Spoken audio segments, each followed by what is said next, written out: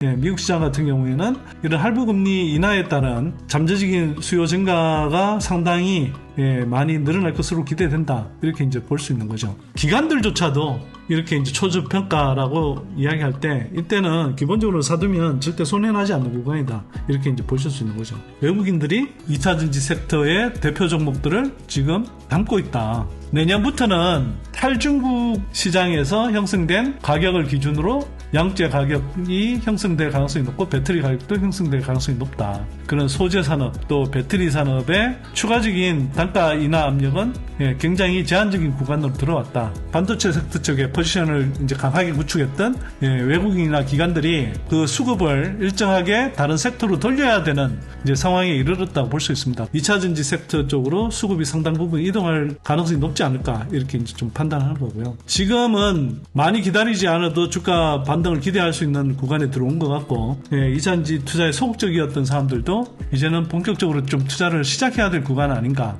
이런 좀 판단이 듭니다.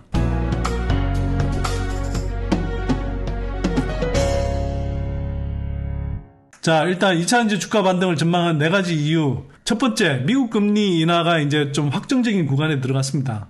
얼마 전에 잭슨 홀 미팅에서 연준 의장과 의원들이 성명을 발표한 내용이라든지 그 사이에 언론 등을 통해서 또 강연 등을 통해서 수단의 코멘트들을 보면 하반기 중에 미국 금리 인하는 일단 확정적이다.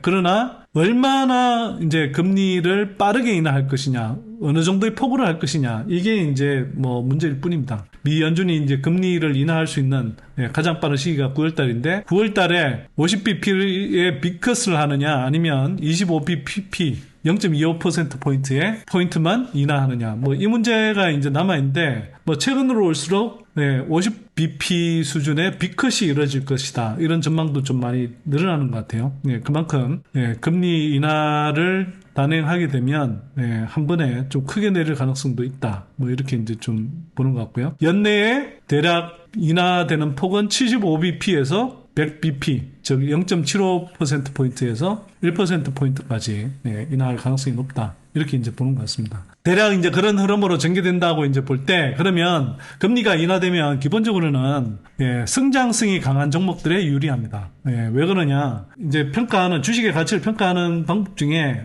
DCF라는 것도 있는데요. Discounted Cash Flow라는 방법인데, 그러니까 현금 흐름 할인법입니다. 뭐냐면 향후에 이 회사에서 발생할 수 있는 수익을 현재 가치로 환산해서 이제 할인하는, 그래서 그 할인한 것에 이제 총합으로 이제 이 주식 가치를 매기는 방법인데, 향후에 이제 할인을 한다고 할 때 그 할인을 정하는 기준이 되는 게 바로 이제 금리거든요. 금리가 낮아질수록 향후 미래에 발생할 수 있는 수익을 할인하는 폭이 적어지는 겁니다. 우리가 그냥 물가 수준하고도 비슷하다고 생각할 수 있을 텐데, 예를 들어서 5년 후에 1억 원이 지금 1억 원보다 가치가 없다라고 생각하죠.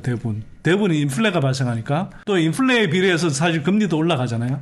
그렇게 생각하면 향후 1억 원을 벌었다고 할 때 그 1억 원이 지금 1억 원보다 가치가 크지 않겠죠. 근데 금리 수준이 떨어진다라는 것은 예를 들어서 향후에 물가가 10% 수준으로 매년 오른다. 그러면 5년 후 1억 원의 가치가 지금 1억 원보다 상당폭 많이 떨어지겠죠. 근데 연평균 물가 상승률, 즉 인플레가 2% 정도밖에 안 된다. 그러면 5년 후에도 매년 10%씩 물가가 오르는 것에 비하면 그래도 1억 원의 가치가 상당 부분 많이 남아있겠죠. 그렇게 생각해 보시면 됩니다. 그러면 향후 성장성이 강한 종목들이라는 건 뭐냐면, 지금 당장 벌어들이는 돈은 많지 않다 하더라도 나중에 3년, 5년 후에 벌어들일 수익이 크다라는 거잖아요. 실적이, 영업이익이 크다라는 거잖아요. 그때 벌어들이는 실적, 영업이익의 가치가 금리가 낮아질수록 크게 높게 평가된다고 보시면 됩니다. 그럼 당연히 성장성이 강한 종목들의 가치가 상대적으로 가더라도 할인폭이 적어지면서 성장 가치가 시장에서 크게 이제 평가받게 되는 거기 때문에 성장성이 강한 종목들에 유리해지는 구조가 되는 겁니다. 그 대표적인 게 뭘까요? 대표적으로 바이오 종목들이 있고, 2차전지 섹터 같은 경우는 특히 최근에 캐즘 구간이어서 심지어는 대표적인 종목들 중에서도 적자가 나는 기업도 있고, 흑자폭이라고 하더라도 매우 이제 빈약한데, 이게 이제 우리가 지금 기대하는 것은 25년, 26년 뭐 조금 더 길게 연장하면 27년 정도까지 갔을 때까지 실적이 굉장히 가파르게 크게 늘어날 수 있다. 예, 이런 지금 전망을 하는 거 아닙니까? 예, 그러면 그런 성장성이 강한 종목들, 그래서 향후 실적이 굉장히 가파르게 증가할 종목들이 향후 가치가 크게 할인받지 않고 최대한 온전하게 평가받을 기회가 커지는 것이기 때문에 2차전지 섹터가 대표적으로 성장성이 강한 종목들이라고 볼 수 있는 거고요. 그에 더불어서 뭐 바이오 섹터 종목들, 뭐 이런 종목들도 이제 성장성이 강한 종목들이라고 이제 얘기를 하죠. 보통 성장주라고 표현하는데 저는 성장주라는 표현을 굳이 이제 잘 안 쓰는 이유는 성장주, 가치주 뭐 이런 식으로 이분법적으로 대립시키는 구도 자체가 저는 마음에 안 들어서 그렇습니다. 왜냐하면 제가 볼 때는 성장 가치는 가치가 아닙니까? 그리고 최근으로 오면 올수록 글로벌 주식시장에서 중요한 가치로 평가받는 것이 바로 성장 가치거든요. 그 성장주는 성장 가치가 높은 종목을 이야기하는 건데 이걸 성장주라고 해놓고 다시 가치주를 대립시키는 식으로 이렇게 가는 구도, 이거는 굉장히 낡아 빠진 사고방식이에요. 그리고 제가 볼 땐 교조적인 고루한, 그러니까 워렌 버핏이 뭐 그 가치 투자 초기에 찰리 먼거를 본격적으로 만나서 자기가 성장 가치에 본격적으로 이렇게 그 가치를 부여하기 전에 담배꽁초 투자법이라고 하는 기계적인 저평가돼 있는, 지표상으로 저평가되어 있는 그런 기업들 사모으던 식의 가치주와, 사실 엄밀하게 하면 가치주도 아니죠.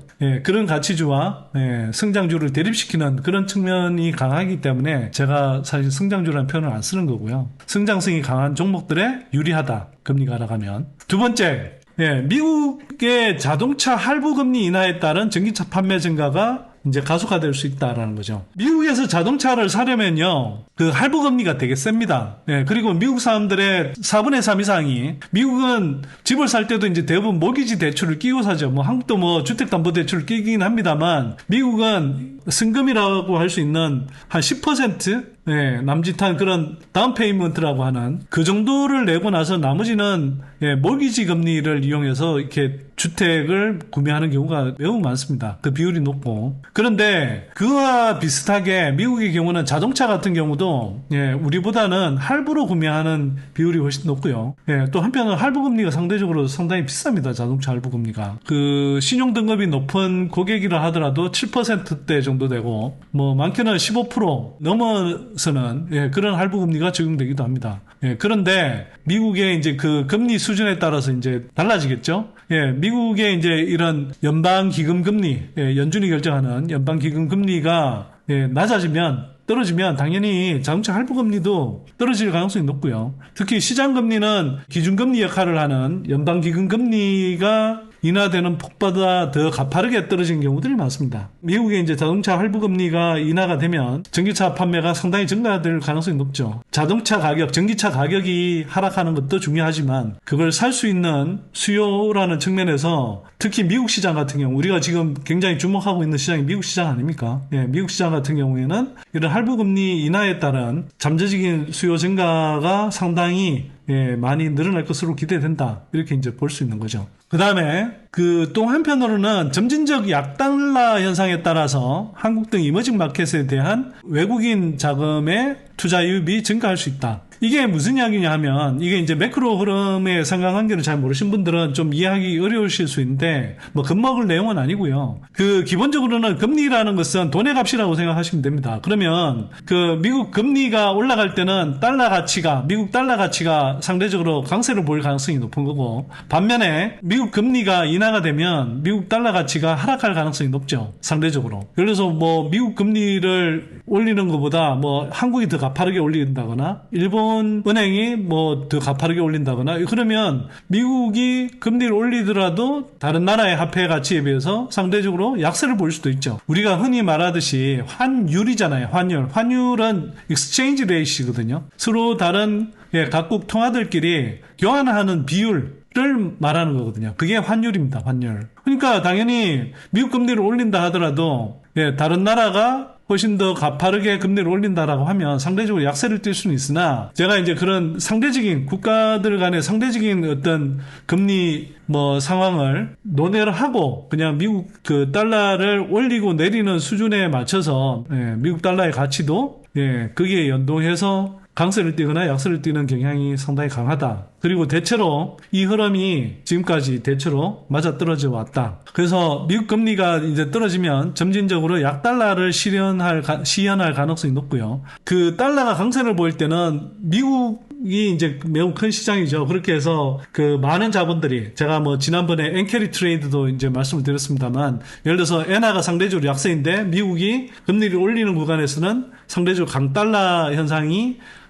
지속될 가능성이 높기 때문에 저금리에 엔화를 빌려서 엔화 자금을 빌려서 미국 그 강달러를 보이는 미국 시장에 이제 투자하는 경향이 상당히 높죠. 그렇게 되면 뭐 금리 차도 노릴 수 있지만 한편으로는 미국 그 달러 표시 자산에 투자했을 때 자산 가치가 올라서 거기서 뭐 투자 차익을 노릴 수도 있지만 한편으로는 그 과정에서 계속 그 흐름이 지속된다고 하면 이게 이제 미국 달러 상승에 따른, 달러 가치 상승에 따른 환차익까지 볼 수 있는 거죠. 그래서 3중의 이득을 취할 수 있기 때문에 엔캐리 트레이드가 그렇게 이제 심했던 거고요. 지난번에 이제 8월 5일 날 쇼크가 왔던 것은, 증시 쇼크가 왔던 것은 미국은 금리를 인하할 가능성이 높은 국면에서 일본은행이 의외로 이제 금리를 인상하면서 이게 이제 엔캐리 트레이드를 부추겼던 그 흐름이 역전되는 현상이 이제 뭐 급속히 발생하면서 일시적으로 이제 발생했던 흐름이라고 볼 수 있는 거죠. 뭐 배경 설명을 드렸는데요.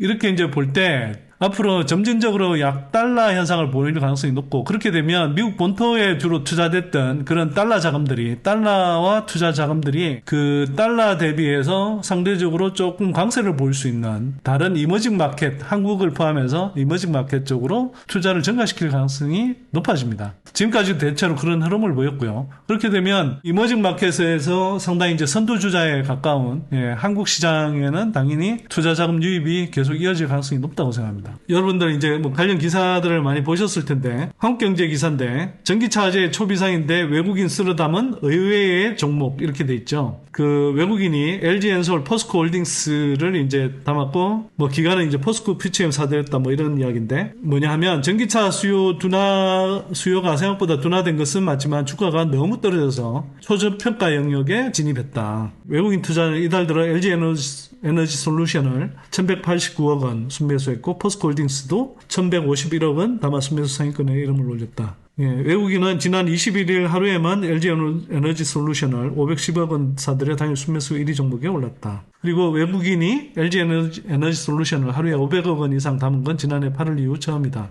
기간도 이달 들어 포스코 퓨처엠과 LG 에너지 솔루션을 각각 630억 원과 548억 원어치 사들였다. 이렇게 이제 사들인 이유는 주가가 현저히 많이 떨어져서 저평가 구간에 들어갔다. 이렇게 이제 본다는 거고요. 현재 삼성 SDI의 주가는 초저평가 영역에 진입했다고 판단한다며 2017년 이후 최저점 밸류에이션 수준이다. 이럴 때 사야 됩니다, 사실은. 기관들조차도 이렇게 이제 초저평가라고 이야기할 때 이때는 기본적으로 사두면 절대 손해나지 않는 구간이다. 이렇게 이제 보실 수 있는 거죠. 그 다음에 이제 LG엔솔 외국인 순매수 금액 1년 만에 이제 최대 이런 식의 이제 기사도 나오고요.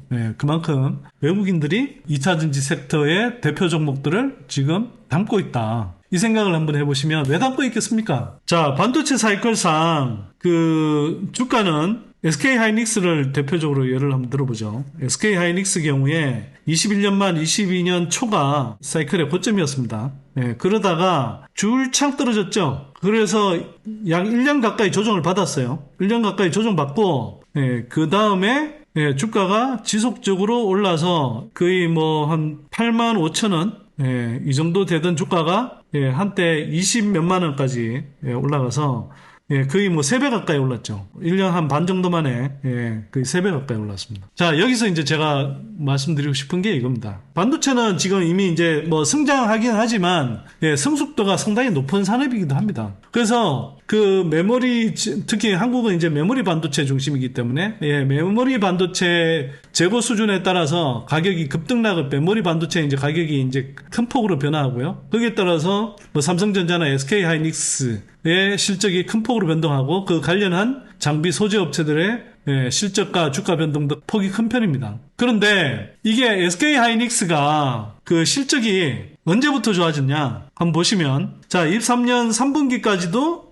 영업 적자, 순익 적자였고 지난해 4분기가 돼서야 영업 흑자가 났는데 간신히 순이익은 여전히 적자였다. 그런데 주가는 3년 기준으로 봤을 때 23년 1월에 이미 바닥이었다. 그러면 실제로 흑자 전환하기 전까지 3개분기 전에 보통 2분기에서 3분기 정도 전에 반도체 사이클 측면에서 보면 늘 실적이 돌아서기 전까지 보통 2분기에서 3개분기 정도 선행해서 반도체 사이클상 주가는 미리 올랐다. 이렇게 볼 수 있습니다. 자, 그렇게 보면 이제 빠른 업체들 경우에는 3분기에 실적 개선이 나타나고 좀 늦은 기업들, 2차전지 섹터에 좀 주요한 기업들 이야기하는 겁니다. 뭐 예를 들면 코스모신 소재 같은 경우는 양극재 업체 중에서도 가장 후발주자이고 뭐 시총도 작죠. 그래서 이제 코스모신 소재는 뭐 전체 양극재 업체들과는 다르게 분기별로 지금 계속 매출이 이제 우상향하고 있습니다. 그 대주전자재료 같이 이제 실리콘 응급제를 본격적으로 이제 뭐 양산해서 탑재하기 시작하는 그런 경우들은 실적이 지금도 좋아지고 있죠, 이미. 그리고 뭐 삼화알루미늄, TC스틸 이런 업체들도 보면 1분기보다 2분기가 뭐 좋아졌고 3분기, 4분기가 더 좋아질 거라고 합니다.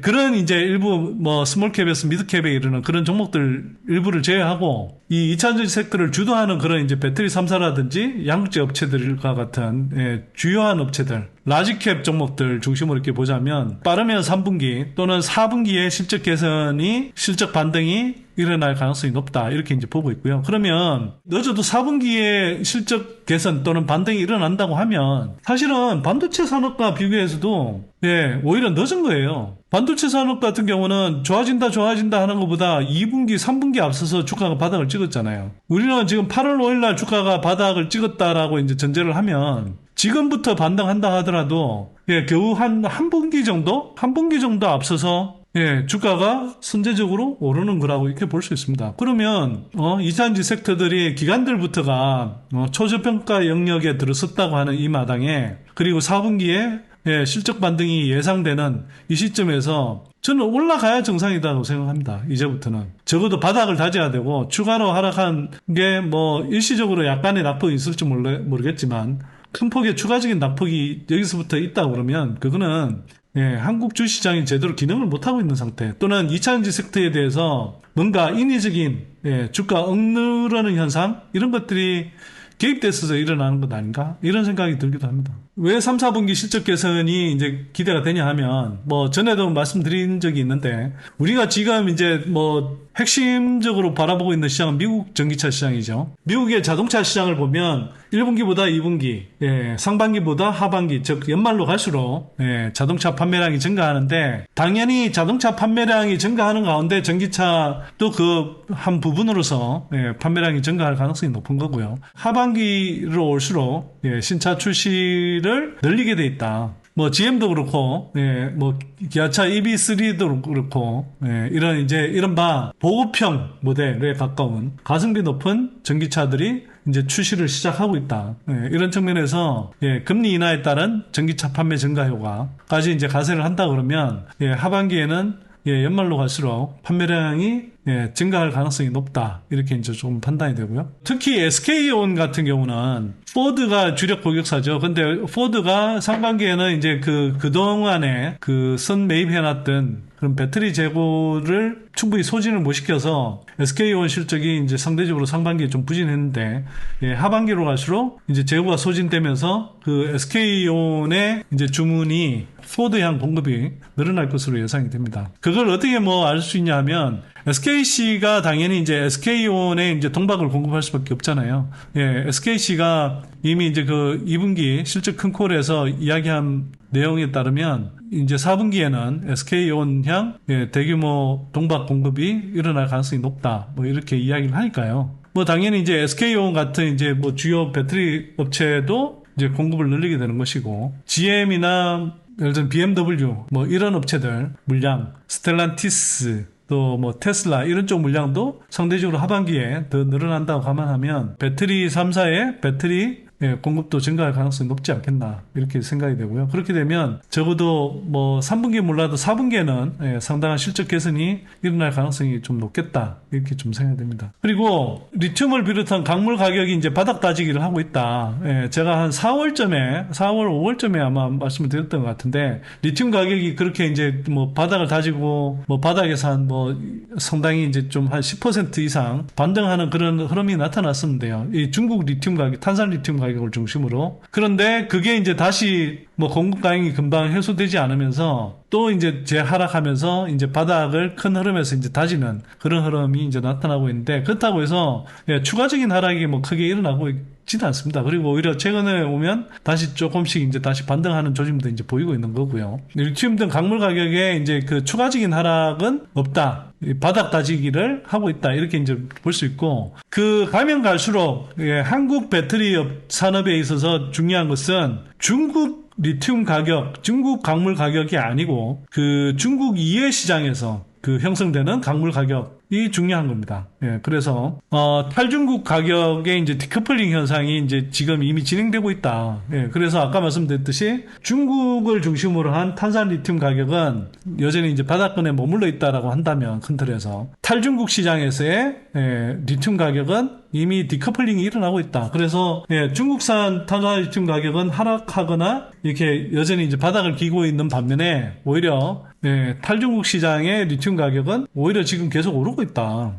그리고 아직은 완전히 이제 예를 들면 양재 같은 경우도 그러니까 FEOC 규정에서 중국을 비롯한 뭐 광물들을 써도 괜찮은 구간이기 때문에 아직은 이제 크게 디커플링이 일어나지 않고 그것이 뭐 양재 가격이라든지 이런 것에 이제 충분히 반영이 안 돼 있습니다만 내년부터는 탈중국 시장에서 형성된 가격을 기준으로 양재 가격이 형성될 가능성이 높고 배터리 가격도 형성될 가능성이 높다. 왜냐하면 IRA 규정에 의해서 그 비중이 높아질 수밖에 없게 돼 있어요. 그런 흐름에서 보자면 적어도 리튬 가격을 기준으로 한 양재 가격 또는 그 각종 광물을 원재료로 하는 그런 소재 산업 또 배터리 산업의 추가적인 단가 인하 압력은 굉장히 제한적인 구간으로 들어왔다. 그리고 내년에는 탈중국 가격이 이제 중국 가격하고 디커플링 되면서 단가 상승 흐름이 이어질 가능성이 높다. 이렇게 이제 좀 판단이 되는 국면이라는 거죠. 그래서 이게 이제 당연히 배터리나 양재를 중심으로 한 소재 업체들의 실적 증가로 이어질 가능성이 높다라는 것이고요. 그 다음에 무엇보다 2차 전지 섹터를 주도하는 뭐 소재인 양재 업체들의 재고자산 평가 손실이 축소되거나 손실이 아닌 이익으로 전환되는 그런 흐름으로 이어질 수 있다. 그러니까 쉽게 말하면 예전에는 비싸게 사왔던 그 리튬 재고가 계속 이제 마이너스 평가 손실이 나는데 앞으로는 뭐 그동안 계속 꾸준하게 이제 사왔다고 한다면 그 앞으로는 오히려 이제 레깅 효과라고 하죠. 그렇게 싸게 사온 것들이 점점 단가가 높아지는 단계로 간다 그러면 재고자산 평가가 손실이 아니라 플러스로 전환하는 그런 흐름으로 가서 뭐 실제 현금 흐름에 유출이 발생하는 손실은 아니라 할지라도 그 손실이 축소되거나 또는 한편으로는 환입되는 그런 현상이 발생할 수 있다. 이건 당연히 회계상에 그러니까 손실 축소나 이익 증가로 일어날 수 있다. 그런 측면에서 당연히 실적 개선이 상당히 좀 유력시 된다. 이렇게 이제 볼 수 있고요. 그러면 이런 실적 개선을 앞두고 아까 반도체 사이클 측면에서도 그런데 선제 매수세가 들어오는 것은 너무나 당연하다. 그래서 최근에 외국인 매수세 유입은 이런 것들을 노린 것이 아닌가. 이렇게 이제 생각이 됩니다. 자, 그 다음에 25년부터는 IRA에 따른 탈중국 소재 사용이 비중이 증가해야 합니다. 올해는 왜 전액하고 분리막이 이제 IRA에 따른 수혜 섹터로 이제 거론이 됐냐면 우리는 저걸 이제 소재라고 하지만 미국 입장에서 보면 저걸 분류를 어떻게 했냐면 전액하고 분리막은 배터리 그리고 배터리 전극 뭐 나중에 이제 전고체 전극 뭐 이런 것까지 포함해서요. 전극과 더불어서 전액하고 분리막을 미국에서 직접 생산해야 하는 배터리 컴포넌트로 분류하고 있습니다. 배터리 구성품, 중요한 구성품으로 보고 있는 거죠.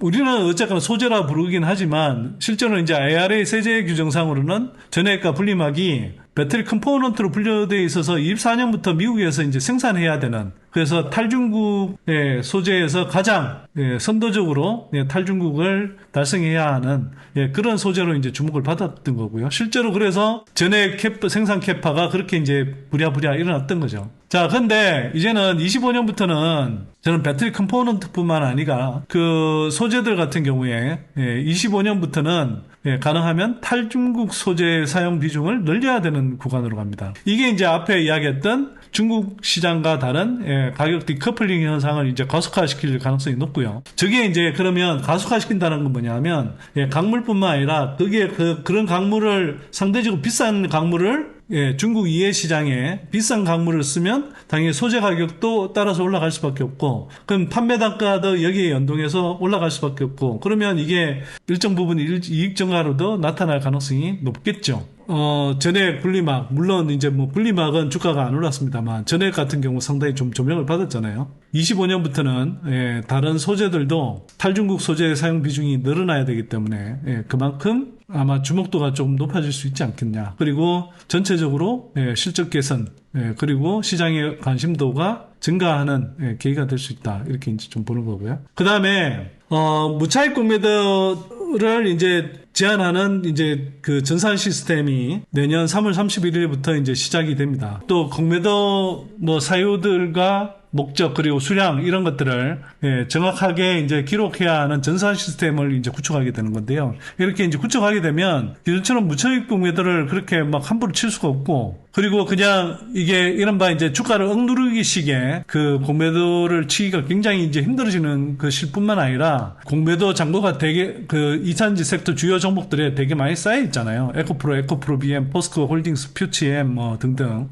그런 종목들에 대해서는 숏커버링 현상이 나타나면서 이제 주가 2차전지 섹터의 대표적인 종목들, 특히 이제 지난해 상반기에 그 2차전지 섹터를 주도했던 그런 종목들 중심으로 숏커버링이 들어오면서 주가를 밀어 올릴 가능성이 높다. 이것은 한편으로는 그 반도체 사이클은 이제 보시는 것처럼 물론 이제 실적 측면에서 보자면 추가로 상승할 여력들이 분명히 있을 겁니다. 삼성전자도 그렇고 하이닉스도 그렇고. 하지만 반도체 사이클이라는 측면에서 보면 이미 상당 부분 주가가 올라와 있는 상태이기 때문에 추가로 지금까지 이렇게 반도체 사이클 측면에서 반도체 섹터 쪽에 포지션을 이제 강하게 구축했던 외국인이나 기관들이 여러 가지 이유로 그 수급을 일정하게 다른 섹터로 돌려야 되는 이제 상황에 이르렀다고 볼 수 있습니다. 그러면 공매도 잔고를 이제 반환하기 위한 숏커버링을 해야 되기도 하고, 또 한편으로는 2차전지 섹터가 지금 이제 초전평가되어 있는 상황에서 빠르면 올해 4분기부터 또 내년부터는 이제 본격적인 반등이 이제 시작될 가능성이 높기 때문에 당연히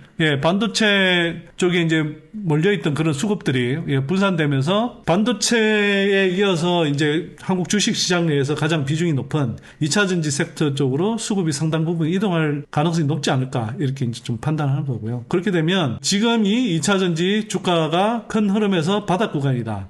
추가적인 의미 있는 수준의 하락의 가능성은 매우 제한적인 구간이다. 한 2년 정도를 내다보시면 주가가 2배, 3배, 4배 이상 오를 수 있는 그런 저위험 고수익 영역이다. 이렇게 이제 좀 판단이 되고요. 지금은 많이 기다리지 않아도 주가 반등을 기대할 수 있는 구간에 들어온 것 같고, 2차전지 투자에 소극적이었던 사람들도 이제는 본격적으로 좀 투자를 시작해야 될 구간 아닌가, 이런 좀 판단이 듭니다.